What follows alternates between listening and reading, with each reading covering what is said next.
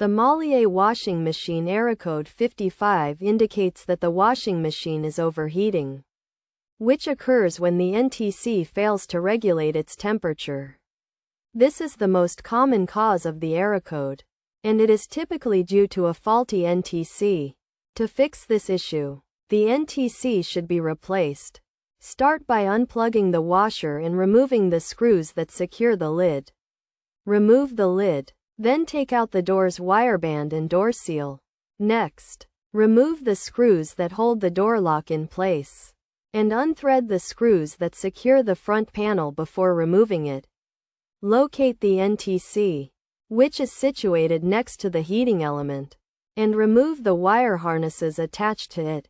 Remove the faulty NTC and install a new one, reconnecting the wire harnesses afterwards.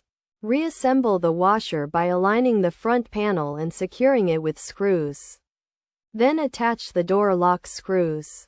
Replace the door seal and band, and reattach the lid, securing it with screws. Finally, plug in the washer and check if the error code persists.